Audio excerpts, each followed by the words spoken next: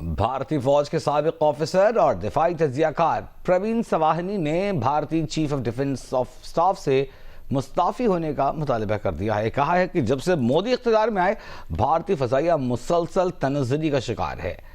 بھارت کو ایسی سرکار کی ضرورت ہے جو جدید جنگوں کو سمجھتی ہو۔ ایسے اعترافات کے بعد بھی آپریشن سندور کی کامیابی کا دعویٰ کرنا عجیب ہے۔ بھارتی فوج کے chief of defence staff Anil Chauhan نے پاک فضائیہ کے ہاتھوں بھارتی طیارے گرنے کا اعتراف کیا بھارت میں ہنگامہ برپا ہو گیا۔ عسکری تجزیہ کار پروین سانی نے کہا کہ انیل چوہان کو مستعفی ہو جانا چاہیے اور مودی حکومت کو چاہیے کہ کسی ایئر فورس کے افسر کو CDS مقرر کرے یا پھر بہتر یہی ہوگا کہ اس نظریاتی عہدے کو ہی ختم کر دیا جائے۔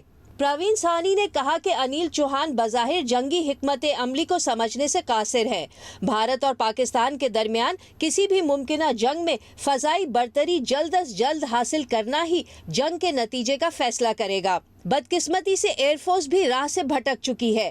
مئی 2014 میں مودی حکومت کے اقتدار میں آنے کے بعد اس وقت کے Indian air chief marshal Arup Raha وہ پہلے شخص تھے جنہوں نے ایئر فورس کو کمزور بنایا۔ ان کے جانشین بھی ویسے ہی نکلے۔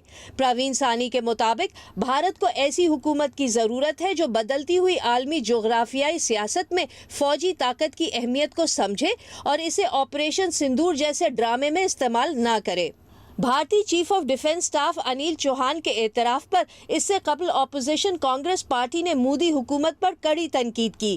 کہا مودی حکومت قوم کو گمراہ کر رہی ہے۔ امریکی صدر ٹرمپ بار بار جنگ بندی معاہدہ کرنے کا دعویٰ کر رہے ہیں۔ اس پر وضاحت کے بجائے مودی انتخابی مہم میں مصروف ہیں۔ مودی بہادر افواج کی کارکردگی کا کریڈٹ لے کر جنگ بندی کی تفصیلات سے بچ رہے ہیں۔ اس جنگ بندی معاہدے کی شرائط کیا ہے؟ بھارتی شہریوں کو یہ جاننے کا حق ہے۔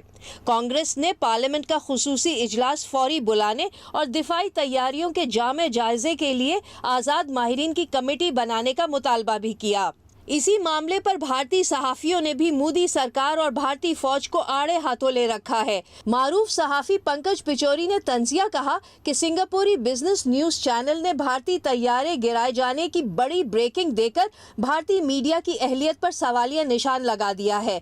ڈھیر سارے نیوز چینلز اور ان پر گھنٹوں چلنے والے نیوز شوز سب کے سب جنگی طیارے گرنے کی تصدیق کرنے میں ناکام رہے۔ متعدد کتابوں کی مصنفہ اور راجیہ سبھا کی رکن ساگریکا گھوش نے سوال اٹھایا ہے کہ بھارتی چیف آف ڈیفنس سٹاف نے یہ سچ پہلے بھارتی شہریوں کو کیوں نہیں بتایا؟ پارلیمنٹ اور عوامی نمائندوں سے یہ سب کیوں چھپایا گیا؟